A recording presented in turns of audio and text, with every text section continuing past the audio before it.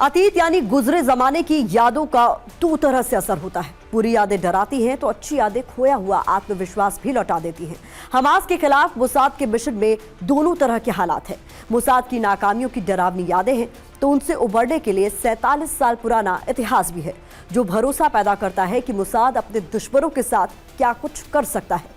Hamas ने जब 250 से ज्यादा लोगों को इजराइल से अगवा किया तो लोगों को मोसाद का कौन सा कारनामा याद आया था, वही कहानी देखिए टेलीसीरीज के इस एपिसोड में, वज्रपात द हिस्टोरिक मिशन।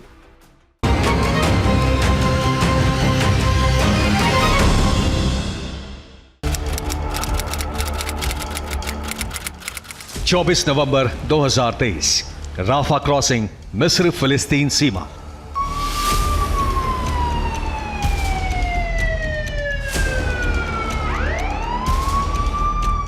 हमास के कब्जे से 48 दिन रहने के बाद बंधकों की रिहाई पर इजराइल के लोगों ने राहत की जितनी गहरी सांस ली,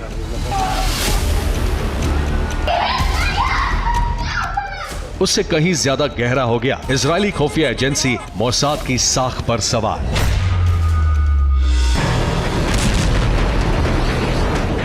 सात अक्टूबर की सुबह जब हमास के लड़ाकों ने इजराइल में घुसकर लगभग 250 लोगों को बंधक बनाया था, तब लोगों को भरोसा था कि ज्यादा से ज्यादा एक हफ्ता मोसाद की चाल और इजरायली सेना के कमांडो सारे बंधकों को छुड़ा लेंगे।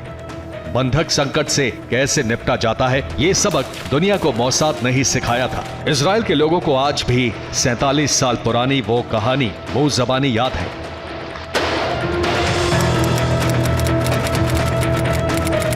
27 जून 1976, एथेंस एयरपोर्ट, ग्रीस। समय दोपहर 12:30 बजे। तेल अवीव से 276 यात्रियों के साथ पेरिस के लिए रवाना हुई एयर फ्रांस की उड़ान संख्या 139 एथेंस हवाई अड्डे पर रुकी। एथेंस से 58 यात्रियों को इसी विमान से पेरिस जाना था। एथेंस से टेक ऑफ करते ही 4 हथियारबंद लोगों ने विमान को हाईजैक कर लिया। उनमें 2 फिलिस्तीन के उग्रवादी थे और 2 पश्चिम जर्मनी के वामपंथी उग्रवादी संगठन रिवॉल्यूशनरी सेल के सदस्य।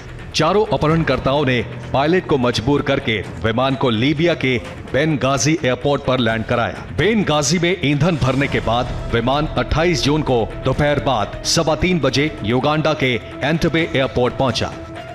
युगांडा के तानाशाह ईदी अमीन के हवाई अड्डे पहुंचने के बाद यह मालूम हुआ कि अपहरण करने वालों को युगांडा की सेना का समर्थन भी हासिल है। ईदी अमीन के एयरपोर्ट से लौटते ही हाईजैकर्स ने शर्त रखी कि बंधकों की रिहाई के बदले इजराइल को $50 करोड़ और 52 फिलिस्तीनी नेताओं को जेल से रिहा करना होगा। विमान हाईजैक करने वालों ने अपनी मांग पूरी करने के लिए इजराइल को 3 दिन यानी 1 जुलाई 1976 तक का समय दिया था।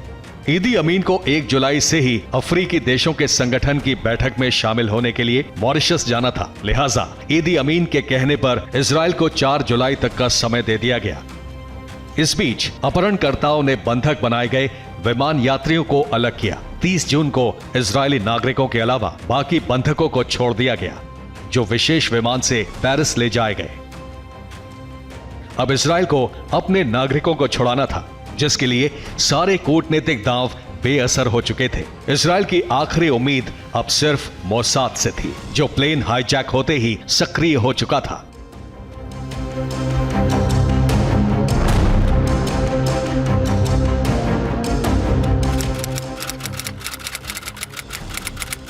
दो जुलाई 1976, इजरायली सेना का वॉर रूम।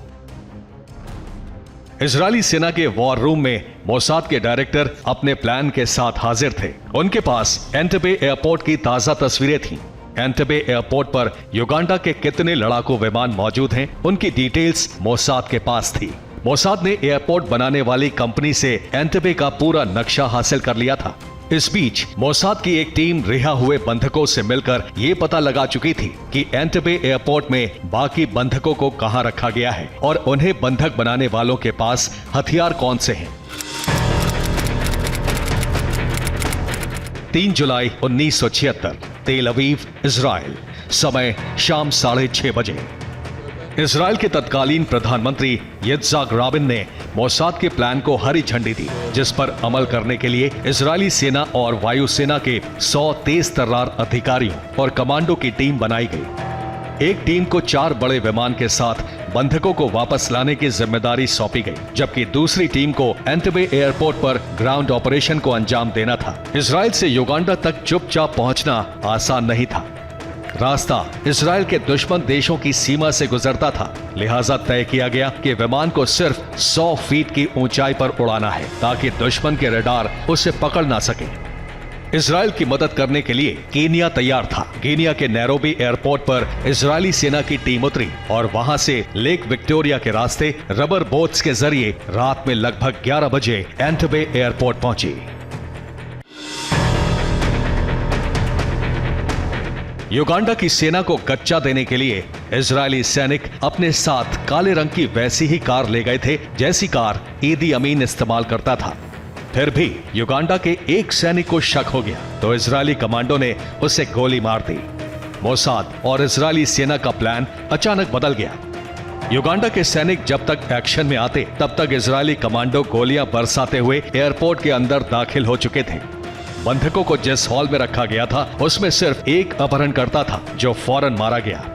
उधर एयरपोर्ट के रनवे पर घुसे इजरायली कमांडो ने एक एक कर युगांडा के 11 फाइटर प्लेन को तहस नहस कर दिया। लगभग 10 मिनट में ऑपरेशन पूरा हो चुका था। इजराइल के कार्गो प्लेन पहुंचे और बंधकों को लेकर उड़ गए।